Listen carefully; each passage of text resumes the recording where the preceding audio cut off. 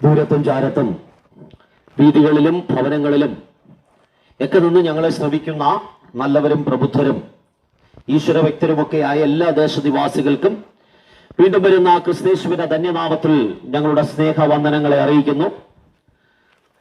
വർദ്ധിച്ചു വരുന്ന ലഹരിയുടെയും മയക്കുമരുന്നിന്റെയും മദ്യത്തിന്റെയൊക്കെ ഉപയോഗത്തിനെതിരെ നടത്തപ്പെടുന്ന ബോധവൽക്കരണ സന്ദേശ യാത്രയുടെ ഭാഗമായി ഈ പ്രദേശത്ത് ഒരു പ്രാവശ്യം കൂടി കടന്നു വന്ന് ആ ബോധവൽക്കരണ സന്ദേശവും അപ്പോൾ തന്നെ ഇതിൽ നിന്നൊക്കെ പുറത്തു വരുവാൻ സ്വർഗത്തിലെ ദൈവം മനുഷ്യ ഒഴുക്കിയിട്ടുള്ള ഏകമാർഗമായ ഏക സന്ദേശമായ ക്രിസ്തുവിന്റെ സനാതനമായ സത്യസുവിശേഷത്തെക്കുറിച്ച് വിളംബരം ചെയ്യുവാൻ സ്വർഗം ഞങ്ങളുടെ ജീവിതത്തിൽ ഒരുക്കുന്ന എല്ലാ അവസരത്തിനും ഞങ്ങൾ നന്ദി പറയുന്നു. കഴിഞ്ഞ ദിവസങ്ങളിലേക്ക് പത്രമാധ്യമങ്ങളിലും സമൂഹ മാധ്യമങ്ങളിലും അതുപോലെ തന്നെ നമ്മുടെ ടിവിയിലുമൊക്കെ നിരന്തരം നാം കേട്ടുകൊണ്ടിരിക്കുന്ന വാർത്തകൾ വല്ലാതെ മനുഷ്യ മനസാക്ഷിയെ തന്നെ മരവിപ്പിക്കുന്ന നിലവാരത്തിലുള്ളതാണ് എന്നുള്ളതാണ് യാഥാർത്ഥ്യം. 72 വയസ്സുള്ള സ്വന്തം മാതാവിനെ മദ്യത്തിന്റെ ലഹരിയിൽ ബലാത്സംഗം ചെയ്ത മകനെ കുറിച്ചുള്ള വാർത്ത കഴിഞ്ഞ ദിവസം നമ്മൾ വാർത്തയിൽ കേട്ടതാണ്. സ്വന്തം മകളെ പീഡിപ്പിച്ച അച്ഛനെ കുറിച്ചുള്ള വാർത്തയാണ് തൊട്ട് മുമ്പുണ്ടായിരുന്ന ദിവസം പത്രത്തിലുണ്ടായിരുന്നത്. അതും മദ്യത്തിന്റെ ലഹരിയിൽ തന്നെ. മദ്യത്തിന്റെ ലഹരിയിൽ സ്വന്തം മകനെ അപായപ്പെടുത്തുവാൻ വീട്ടിനകത്ത് കയറിയ, ലഹരി മരുന്ന് ഉപയോഗിച്ച് വീട്ടിനകത്ത് കയറിയ ഒരു കൂട്ടത്തെ തടയാൻ ശ്രമിച്ച വീട്ടമ്മ അതിദാരുണമായി പരിക്കേറ്റ് ഹോസ്പിറ്റലായിരിക്കുന്ന വാർത്ത. 2 ദിവസം മുമ്പ് നടന്ന മറ്റൊരു വാർത്തയാണ് മദ്യത്തിന്റെയും മയക്കുമരുന്നിന്റെയും ലഹരിയിൽ വന്നിട്ട് അപ്പനെ കൊലപ്പെടുത്തിയ മകന്റെ വാർത്ത. ചില ദിവസങ്ങൾക്ക് മുമ്പാണ് ഒരു വീട്ടിനകത്തുണ്ടായിരുന്ന സ്വന്തം അമ്മയും സ്വന്തം അനുജനും ഉൾപ്പെടെയുള്ള പ്രിയപ്പെട്ടവരെയൊക്കെ വകവരുത്തിയ ഒരു 23-കാരന്റെ വാർത്ത. എത്രയെത്ര വാർത്തകളാണ് നമ്മുടെ ചുറ്റിലും ഇങ്ങനെ ഓരോ ദിവസവും കേട്ടുകൊണ്ടിരിക്കുന്നത്. മനുഷ്യരാണോ എന്ന് നമുക്ക് സംശയം തോന്നുമാറ് മനുഷ്യത്വം നഷ്ടപ്പെട്ട, സ്നേഹം നഷ്ടപ്പെട്ട ഒരു തലമുറയെ ഇന്ന് ചുറ്റിലും കാണുകയാണ്. ഇനി ഈ മദ്യവും ഇതുപോലെയുള്ള ലഹരി മരുന്നും ഈ ക്രിമിനൽ സ്വഭാവങ്ങളിലുമൊക്കെ അകപ്പെടുന്നവർ ആരാണ് എന്ന് ചോദിച്ചാൽ ഏതെങ്കിലും പ്രത്യേക മതവിഭാഗത്തിൽപ്പെട്ടവരാണോ? അല്ല, എല്ലാ മതവിഭാഗത്തിൽപ്പെട്ടവരും ഇതിനകത്തുണ്ട് എന്നുള്ളതാണ് യാഥാർത്ഥ്യം. ക്രിസ്ത്യാനിയും ഹിന്ദുവും മുസ്ലിമും എല്ലാ മതവിഭാഗത്തിൽപ്പെട്ടവരും ഇത്തരത്തിലുള്ള ക്രിമിനൽ ആക്ടിവിറ്റിക്കകത്ത് ഉണ്ട്. അവരൊക്കെ ലഹരി മരുന്നിന്റെ ഉപയോഗത്തിനകത്ത് അവരൊക്കെ പിടിക്കപ്പെടുകയാ. ഇനി വിദ്യാഭ്യാസം കുറഞ്ഞവർ മാത്രമാണോ? അല്ല, നല്ല വിദ്യാസമ്പന്നരായ പ്രൊഫഷണൽ കോളേജുകളിലൊക്കെ പഠിക്കുന്ന കുഞ്ഞുങ്ങളും അതുപോലെയുള്ള പ്രിയപ്പെട്ടവരും നല്ല ഉന്നതമായ നിലവാരത്തിൽ സമ്പന്നരായ മനുഷ്യരൊക്കെ ഇത്തരത്തിലുള്ള ലഹരിയുടെ അടിമകളായി മാറുകയാണ്. ഇനി ഏതെങ്കിലും പ്രത്യേക രാഷ്ട്രീയ പ്രസ്ഥാനത്തിലുള്ളവരാണോ? അല്ല, നമ്മുടെ ഹോസ്റ്റൽ മുറികളിൽ നിന്നൊക്കെ കണ്ടെടുക്കുന്ന ഇത്തരത്തിലുള്ള ലഹരി പദാർത്ഥങ്ങളും ലഹരിയുടെ കാരിയർമാരായിട്ടൊക്കെ പിടിക്കപ്പെടുന്ന പലരും തന്നെ എല്ലാ രാഷ്ട്രീയ പ്രസ്ഥാനങ്ങളുമായിട്ട് ഇവർക്കൊക്കെ ബന്ധമുണ്ട്. അപ്പൊ ഇവർക്ക് മതപരമായ വിവിധ മതങ്ങളിൽപ്പെട്ടവരുണ്ട്. ഇവരും നോമ്പും അതുപോലെ കർമ്മങ്ങളും ആചാരങ്ങളും പെരുന്നാളുകളും ഉത്സവങ്ങളും ഒക്കെ നടത്തുന്നവരാ. ഇവരും അതിന്റെയൊക്കെ മുമ്പിൽ നിൽക്കുന്നവരൊക്കെ തന്നെയാണ്. മതപരമായ വിദ്യാഭ്യാസം ലഭിക്കുന്നവരാണ് ഇവരും. പക്ഷേ ഇത്തരത്തിലുള്ള തിന്മകളിലേക്ക് പോകുന്നു. സാമ്പത്തിക സ്ഥിതിയുള്ളവന്റെ വീട്ടിലും സാമ്പത്തിക സ്ഥിതിയില്ലാത്തവന്റെ വീട്ടിലും, നല്ല വീടുള്ളവന്റെ വീട്ടിലും നല്ല വീടില്ലാത്തവന്റെ വീട്ടിലും എല്ലാ വിഭാഗത്തിൽപ്പെട്ടവരും ഇത്തരത്തിലുള്ള തിന്മയിലേക്ക് കടന്നു പോകുന്ന വാർത്തയാണ് നമ്മുടെ ചുറ്റിലും നാം കണ്ടുകൊണ്ടിരിക്കുന്നത്. അപ്പോ ഞങ്ങൾക്ക് പറയാനുള്ള കാര്യം ഇതാണ്. ഇതെന്തുകൊണ്ട് സംഭവിക്കുന്നു എന്ന് ചോദിച്ചാൽ മനുഷ്യന്റെ അകത്ത് യഥാർത്ഥത്തിൽ ഈ തിന്മ കുടികൊള്ളുകയാണ്. ദൈവം മനുഷ്യനെ സൃഷ്ടിച്ചത് തിന്മയാലല്ല സൃഷ്ടിച്ചത്, നന്മയുടെ നിറകുടമായിട്ടാണ് ദൈവം മനുഷ്യനെ സൃഷ്ടിച്ചത്. മനുഷ്യൻ ദൈവത്തിന്റെ സൃഷ്ടിയാണ്. സൃഷ്ടിയായ മനുഷ്യനെ ദൈവം സൃഷ്ടിച്ചത് നന്മയുടെ നിറകുടമായിട്ട്, വിശുദ്ധിയിൽ, ദൈവത്തിന്റെ തേജസ്സിനകത്ത് ദൈവത്തിന്റെ എല്ലാവിധമായ സ്നേഹത്തിന്റെ ഗുണങ്ങളും അവന്റെ മേൽ പകർന്ന ദൈവം മനുഷ്യനെ സൃഷ്ടിച്ചു. എന്തിനാ ദൈവം മനുഷ്യനെ സൃഷ്ടിച്ചതെന്ന് ചോദിച്ചാൽ ദൈവത്തോടുള്ള കൂട്ടായ്മയിൽ ജീവിക്കാനാ. അതുകൊണ്ടാണ് മനുഷ്യന്റെ അകത്ത് ദൈവം ഒരു ആത്മാവിനെ പകർന്നത്. മനുഷ്യന്റെ അകത്ത് ദൈവം ഒരു ആത്മാവിനെ പകർന്നു. പക്ഷികൾക്കോ മൃഗങ്ങൾക്കോ മറ്റു വസ്തുവകൾക്കോ ഒന്നും അങ്ങനെ ഒരു ആത്മാവിനെ ദൈവം കൊടുത്തില്ല. എന്നാൽ മനുഷ്യന്റെ അകത്ത് ദൈവം ഒരു ആത്മാവിനെ കൊടുത്തു. കാരണം ദൈവം ആത്മാവാകുന്നു. മനുഷ്യരാരും കണ്ടിട്ടില്ലാത്തവരും കാണാൻ കഴിയാത്തവനുമാണ് ദൈവമെന്നാണ് വേദപുസ്തകം പറയുന്നത്. ആരും ഇന്നുവരെ കണ്ടിട്ടില്ലാത്ത ആത്മാവാകുന്ന ദൈവം തന്റെ ഛായയായ ആത്മാവിനെ മനുഷ്യന്റെ അകത്ത് കൊടുത്തു. ആ ആത്മാവിനെ കുറിച്ച് വേദപുസ്തകം പറയുന്ന ഇങ്ങനെയാണ്: മുഴുലോകത്തെക്കാളും വിലയുള്ളതാണ് ആത്മാവ്. ആത്മാവ്. ഈ ലോകത്തിലെ മുഴുവൻ സമ്പത്തും ചേർത്തു വെച്ചാലും മനുഷ്യന്റെ അകത്ത് ദൈവം കൊടുത്ത ആത്മാവിന് തുല്യമാവുകയില്ല. എന്തിനാണ് ആത്മാവിനെ കൊടുത്തത്? കാരണം ദൈവത്തോട് കൂട്ടായ്മ ആചരിച്ച്, ദൈവത്തോടുള്ള ബന്ധത്തിൽ, ദൈവത്തോട് ഐക്യത്തിൽ, ദൈവത്തോടുള്ള വിശുദ്ധിയിൽ, ദൈവത്തോട് ചേർന്ന് നിൽക്കുവാൻ ദൈവം അവന്റെ അകത്ത് കൊടുത്തതാണ് ആത്മാവിനെ. അത് പക്ഷികൾക്ക് കിട്ടിയില്ല, മൃഗങ്ങൾക്ക് കിട്ടിയില്ല, ഇഴജാതികൾക്ക് കിട്ടിയില്ല. ദൈവത്തെ പ്രത്യേകമായി മനുഷ്യന്റെ അകത്ത് കൊടുത്ത ആത്മാവ്. എന്നാ ദൈവത്തോടുള്ള കൂട്ടായ്മയില്, ബന്ധത്തില്, ദൈവത്തോടുള്ള സൗഹൃദത്തില്, ദൈവത്തോടുള്ള നന്മയിലും ദൈവത്തിന്റെ വിശുദ്ധിയിലുമൊക്കെ നിൽക്കാൻ മനുഷ്യന് സാധിക്കാതെ, അല്ലെങ്കിൽ അതിന് അവൻ വില കൊടുക്കാതെ, മറിച്ച് ദൈവത്തോട് അവൻ എതിർത്തു നിൽപ്പാനിടയായി. അങ്ങനെ സ്വന്തം ബുദ്ധിയിലും ജ്ഞാനത്തിലും അറിവിലുമൊക്കെ അവൻ നന്മയും തിന്മയും ഒക്കെ തിരിച്ചറിയാൻ തുടങ്ങി. അങ്ങനെ സ്വന്തം ഇഷ്ടത്തിൽ നന്മയും തിന്മയും ഒക്കെ തിരിച്ചറിഞ്ഞവൻ ദൈവത്തിൽ നിന്ന് അകന്നുപോയി. അങ്ങനെ ദൈവത്തിൽ നിന്ന് അകന്നുപോയവന്റെ അകത്ത് പ്രവേശിച്ചതാണ് പാപം. അപ്പൊ പാപത്തെക്കുറിച്ച് പലതരത്തിലുള്ള ചിന്തകൾ നമ്മുടെ ലോകത്തുണ്ട്. പാപമെന്ന് പറയുന്നത് അത് തിന്മയാണ്, പാപമെന്ന് പറയുന്ന അനീതിയാണ്, പാപമെന്ന് പറയുന്ന അരാജകത്വമാണ്, പാപമെന്ന് പറയുന്ന അധർമ്മമാണ് എന്ന വേദപുസ്തകം പഠിക്കുമ്പോൾ പാപമെന്ന് പറഞ്ഞ ദൈവത്തോടുള്ള ഒരു മനുഷ്യന്റെ ബന്ധം നഷ്ടപ്പെടുന്ന അവസ്ഥയാണ് പാപം. അപ്പോൾ സകല മനുഷ്യരും, ഇവിടെ ജനിച്ച സകല മനുഷ്യന്റെ അകത്തും ഈ പാപം വസിക്കുകയാണ്. കാരണം അവന് ദൈവത്തോട് ബന്ധമില്ല. കാരണം ദൈവം ഒരു മനുഷ്യനെ മാത്രമാണ് സ്വന്തം കൈകൊണ്ട് മെനഞ്ഞെടുത്ത് സൃഷ്ടിച്ചത്. എന്നാൽ ആ മനുഷ്യൻ ദൈവത്തിൽ നകന്നു പോയപ്പോ ആ മനുഷ്യന്റെ സന്തതി പരമ്പരയായി ഭൂമിയിൽ ജനിച്ച സകല മനുഷ്യരും ദൈവത്തോട് ബന്ധമില്ലാത്തവരായി മാറി. തലമുറ തലമുറയായി ഇവിടെ ജനിക്കുന്ന ആർക്കും ദൈവത്തോട് ബന്ധമില്ല. മതഭക്തരായിരിക്കാം, പള്ളിയിൽ പോകുന്നവരായിരിക്കാം, നോമ്പനുഷ്ഠിക്കുന്നവരായിരിക്കാം, നിരവധി കർമ്മങ്ങളും ആചാരങ്ങളും അനുഷ്ഠാനങ്ങളും എല്ലാവിധമായ പെരുന്നാളുകളും ഉത്സവങ്ങളും ഒക്കെ ചെയ്യുന്നവരായിരിക്കാം. പക്ഷേ അവർക്കാർക്കും ദൈവത്തോട് ബന്ധമില്ലെന്നാണ് വിശുദ്ധ ബൈബിളിനെ അടിസ്ഥാനമാക്കിക്കൊണ്ട് ഞങ്ങൾക്ക് നിങ്ങളോട് പറയാനുള്ളത്. അതുകൊണ്ടാണ് ഞാൻ നേരത്തെ പറഞ്ഞത്, ഇത്തരത്തിലുള്ള ലഹരി മരുന്നും ഇതുപോലെയുള്ള തിന്മകളും ഒക്കെ ചെയ്യുന്ന മനുഷ്യൻ, അവരൊക്കെ മതഭക്തരും ഈശ്വരഭക്തരും ഒക്കെയാണ്. പക്ഷേ അവരുടെ അകത്തുനിന്ന് തിന്മ പുറത്തു വരുന്നു. കാര്യം ദൈവത്തോട് അവർക്ക് ബന്ധമില്ല. ആദിമ മനുഷ്യൻ ദൈവത്തിൽ നിന്ന് അകന്നുപോയ കാലം മുതൽ ഭൂമിയിൽ ജനിക്കുന്ന സകല മനുഷ്യരും പാപത്തോടെ ജനിക്കുന്നു, ദൈവത്തോട് ബന്ധമില്ലാത്തവരായി ജനിക്കുന്നു. അങ്ങനെ ദൈവവുമായി ബന്ധമില്ലാത്ത മനുഷ്യന് നന്മ ചെയ്യാൻ കഴിയില്ല. വേദപുസ്തകം അടിവരയിട്ട് പറയുന്നു, ദൈവത്തോട് ബന്ധമില്ലാത്ത മനുഷ്യന് നന്മ ചെയ്യാൻ കഴിയില്ല. അവന്റെ അകത്ത് ആഗ്രഹമുണ്ടെന്നേ നന്മ ചെയ്യാൻ. ആർക്കാ നന്മ ചെയ്ത് ജീവിക്കണമെന്ന് ആഗ്രഹമില്ലാത്തത്? കുടുംബത്തിൽ സമാധാനത്തോടെ ജീവിക്കണമെന്ന് ആഗ്രഹമില്ലാത്തത്? തിന്മകളൊക്കെ മാറ്റിക്കളഞ്ഞ് സമാധാനത്തോടെ സന്തോഷത്തോടെ സമൂഹത്തിൽ ജീവിക്കണമെന്ന് എല്ലാവർക്കും ആഗ്രഹമുണ്ട്.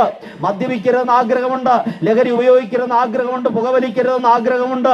അതല്ലെങ്കിൽ അത്തരത്തിലുള്ള അരാജകത്വങ്ങളിലോ അഴിമതികളിലോ ഒന്നും പോകരുതെന്ന് എല്ലാവർക്കും ആഗ്രഹമുണ്ട്. പക്ഷേ അവനെ അതിലേക്ക് വലിച്ചടിപ്പിക്കുന്ന ഒരു ഘടകം, പാപം, അവന്റെ അകത്ത് നിലനിൽക്കുകയാണ്. ആ തിന്മയുടെ ഘടകം അവന്റെ അകത്ത് നിൽക്കുന്നത് കൊണ്ട് മനുഷ്യനെ എത്ര ചിന്തിച്ചാലും എത്ര ശ്രമിച്ചാലും അവന് നന്മ മാത്രം ചെയ്യാൻ കഴിയില്ല.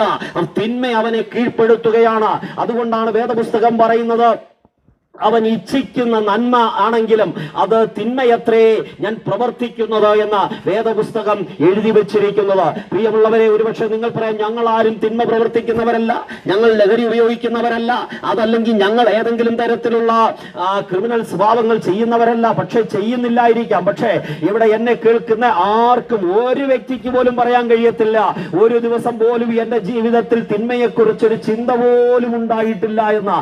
കാരണം പാപം എന്ന് പറയുന്നത് മനുഷ്യന്റെ പ്രവൃത്തികളിൽ മാത്രമല്ല, അവന്റെ ചിന്തകൾക്കകത്തും ബുദ്ധികൾക്കകത്തും മനസ്സിനകത്തും മനസാക്ഷിക്കകത്തും നിറഞ്ഞു നിൽക്കുന്നതാണ്. അതുകൊണ്ട് പാപം നമ്മുടെ ശരീരത്തിൽ നിന്ന് പ്രവൃത്തിയായി പുറത്തു വരുന്നത് മാത്രമല്ല, അത് നമ്മുടെ മനസ്സിനെയും മനസാക്ഷിയെയും ബുദ്ധിയെയും ഒക്കെ നിറഞ്ഞു നിൽക്കുന്ന ഘടകമാണ്. ആർക്കും പാപമില്ല എന്ന് പറയാൻ കഴിയില്ല. ഒരുവൻ പാപമില്ല എന്ന് പറയുന്നുവെങ്കിൽ അവൻ ഭോഷ്കു പറയുന്നു എന്നാണ് വിശുദ്ധ ബൈബിൾ പറയുന്നത്. അതുകൊണ്ട് സകല മനുഷ്യരും പാപിയാണ്. ഹിന്ദു ആയാലും ക്രിസ്ത്യാനിയായാലും മുസൽമാനായാലും ഈ പാഴ്സി ആയാലും ഇനി ആരുമാകട്ടെ, ഏത് ജാതി മത വർഗ വർണ്ണ വ്യത്യാസമില്ലാതെ അമേരിക്കയിൽ ജനിച്ചവനും കേരളത്തിൽ ജനിച്ചവനും ബംഗാളിൽ ജനിച്ചവനും സകല മനുഷ്യരും പാപിയാണ്. അതുകൊണ്ട് ഞങ്ങൾ പ്രസംഗിക്കുന്ന സുവിശേഷം സകല മനുഷ്യർക്കും ആവശ്യമുണ്ട്. എന്തിനാ ഞങ്ങൾ ഈ തെരുക്കോണുകളിൽ പ്രസംഗിക്കുന്നത്? ഏതെങ്കിലും പള്ളിക്കകത്തോ ഏതെങ്കിലും ഓഡിറ്റോറിയത്തിലോ പ്രസംഗിച്ചാൽ പോരെ എന്ന് ചോദിക്കുന്നവരുണ്ട്. പക്ഷേ ഈ സുവിശേഷം സകല ജനത്തിനും ഉണ്ടാകുവാനുള്ള സന്തോഷമാണ് സുവിശേഷം എന്നാണ് വേദപുസ്തകം പറയുന്നത്. പറയുന്നത്. കാരണം സകല മനുഷ്യരും പാപിയാണ്. ദൈവം ഭൂമിയിൽ വന്നത്, അല്ലെങ്കിൽ യേശു ഭൂമിയിൽ വന്നത് മനുഷ്യനെ തേടിയാണെന്ന് പറഞ്ഞാൽ പോരാ, കുറച്ചുകൂടെ ആഴത്തിൽ പറഞ്ഞാൽ പാപിയായ മനുഷ്യനെ തേടിയാണ്. കാണാതെ പോയതിനെ കണ്ടെത്തുവാനാണ് യേശു ലോകത്തിലേക്ക് വന്നത്. പാപത്തിനകത്ത് ജീവിക്കുന്ന മനുഷ്യനെ തേടി. അത് ക്രിസ്ത്യാനി എന്നില്ല, ഹിന്ദു എന്നില്ല, മുസൽമാൻ എന്നില്ല, എത്ര പാരമ്പര്യമുണ്ടെന്നുള്ളതല്ല വിഷയം. പാപിയായ മനുഷ്യനെ തേടിയ യേശു ലോകത്തിലേക്ക് വന്നത്. അതുകൊണ്ട് ഈ സന്ദേശം സകല മനുഷ്യനും വേണ്ടിയുള്ളതാണ്. വിശുദ്ധ ബൈബിൾ ഉയർത്തിപ്പിടിക്കുന്ന സത്യസുവിശേഷത്തിന്റെ സന്ദേശം ജാതി മത വർഗ വ്യത്യാസമില്ലാതെ സകല മനുഷ്യനും വേണ്ടിയുള്ളതാണ്. അതുകൊണ്ടാണ് ഞങ്ങൾ ഈ തിരുക്കോടിൽ നിന്നുകൊണ്ട് ഒരു പ്രാവശ്യം കൂടി ഈ സുവിശേഷത്തെ വിളംബരം ചെയ്യുന്നത്. പാപിയായ മനുഷ്യനെ തേടി, പാപത്തിന്റെ അഗാധ കൂപത്തിൽ വീണുപോയ മനുഷ്യനെ തേടി, അവന് സ്വയമേവ പാപത്തിൽ നിന്ന് പുറത്തു വരാൻ കഴിയാതിരിക്കുമ്പോൾ അവൻ എത്ര ശ്രമിച്ചിട്ടും അവൻ ഇതിൽ നിന്ന് പുറത്തു വരാൻ കഴിയാതെ, നന്മ ചെയ്യാൻ കഴിയാതെ വീണ്ടും വീണ്ടും പാപത്തിന്റെ അഗാധ കൂപത്തിലേക്ക് വീണുപോയ മനുഷ്യനെ അതിൽ നിന്ന് പിടിച്ചുയർത്തുവാൻ സ്വർഗം വിട്ട് താണഭൂമിയിലേക്ക് ഇറങ്ങി വന്നവനാ ഞങ്ങൾ പ്രസംഗിക്കുന്ന യേശു ക്രിസ്തു. യേശു ക്രിസ്തു ആരാണെന്നുള്ള ചോദ്യത്തിന് യേശു ക്രിസ്തു ദൈവമായിരുന്നു, ദൈവത്തോടൊപ്പമായിരുന്നു, ദൈവത്തിന്റെ സമത്വത്തിൽ വസിച്ചവരാണ്. ആ ദൈവത്തിന്റെ തേജസ്സിനകത്തും മഹത്വത്തിനകത്തും വസിച്ചവൻ ദൈവത്തോടുള്ള തന്റെ സമത്വത്തെ മുറുകെ പിടിക്കാതെ ഈ താണഭൂമിയിലേക്ക് മനുഷ്യരൂപത്തിൽ, മനുഷ്യ സാദൃശ്യത്തിൽ എന്നെ കേൾക്കുന്ന പ്രിയപ്പെട്ടവരെ, നമ്മുടെയൊക്കെ രൂപത്തിലും സാദൃശ്യത്തിലും ദാസി രൂപമെടുത്ത് ഭൂമിയിലേക്ക് വന്നവനാണ് യേശു ക്രിസ്തു. യേശു ക്രിസ്തു ഭൂമിയിൽ വന്നത് മനുഷ്യനായിട്ടാ വന്നത്. ദൈവം ഭൂമിയിൽ അവതരിച്ചപ്പോൾ മനുഷ്യനായി അവതരിച്ചു. അത് ദൈവം ഭൂമിയിൽ അവതരിച്ചത് പക്ഷിയായിട്ടല്ല, മൃഗമായിട്ടല്ല, ഏതെങ്കിലും ഇഴജാതിയായിട്ടല്ല, വസ്തുവകയായിട്ടല്ല, മറിച്ച് മനുഷ്യനായി ഭൂമിയിൽ അവതരിച്ചു. എന്തുകൊണ്ട് മനുഷ്യനായി ഭൂമിയിൽ അവതരിച്ചു? ഒരു മനുഷ്യന്റെ വേദനയും, ഒരു മനുഷ്യന്റെ പ്രയാസവും, ഒരു മനുഷ്യന്റെ കഷ്ടതയും, ഒരു മനുഷ്യന്റെ കണ്ണുനീരും അറിയുവാൻ മനുഷ്യന് മാത്രമേ കഴിയൂ. പക്ഷികൾക്കോ മൃഗങ്ങൾക്കോ ഒന്നും അത് കഴിയില്ല. മാത്രവുമല്ല, മനുഷ്യന് മാത്രമാണ് ആത്മാവുള്ളത്. അതുകൊണ്ട് ആത്മാവായ ദൈവത്തിന് ഭൂമിയിൽ അവതരിക്കുവാൻ മറ്റൊരു മാർഗവുമില്ല, മനുഷ്യനായി അവതരിച്ചു. കാരണം മനുഷ്യനെ പാപത്തിൽ നിന്ന് പുറത്തു കൊണ്ടുവരുവാൻ ഒരു മനുഷ്യന് മാത്രമേ കഴിയൂ. എന്ന് പറഞ്ഞ ഈ ലോകത്തിൽ എത്രയോ മതഗുരുക്കന്മാരുണ്ട്, എത്രയോ സാംസ്കാരിക നായകന്മാരുണ്ട്, എത്രയെത്ര ശ്രേഷ്ഠന്മാരായ മനുഷ്യരുണ്ട്. അവർക്കാർക്കെങ്കിലും മനുഷ്യനെ പുറത്തു കൊണ്ടുവരാൻ കഴിയില്ല. കാരണം സകല മനുഷ്യരും പാപത്തിന്റെ അധീനതയിൽ കിടക്കുന്നവരാണ്. പാപിയായ ഒരു മനുഷ്യന് മറ്റൊരു പാപിയായ മനുഷ്യനെ പുറത്തു കൊണ്ടുവരാൻ കഴിയില്ല. അല്ലെങ്കിൽ അവന്റെ പാപത്തിന് പരിഹാരം ചെയ്യാൻ കഴിയാതിരിക്കുമ്പോ പാപത്തിന്റെ പരിഹാരം ചെയ്ത് മനുഷ്യനെ വിശുദ്ധിയിലേക്ക് നടത്തുവാൻ സ്വർഗത്തിലെ ദൈവം മനുഷ്യരൂപത്തിൽ, മനുഷ്യ സാദൃശ്യത്തിൽ ഭൂമിയിലേക്ക് വന്നു. അതാണ് ഞങ്ങൾ പ്രസംഗിക്കുന്ന സുവിശേഷം. ഒരുപക്ഷെ ഇത് കേൾക്കുമ്പോൾ നിങ്ങൾക്ക് ഇതൊരു ഭോഷത്വമായി തോന്നാം.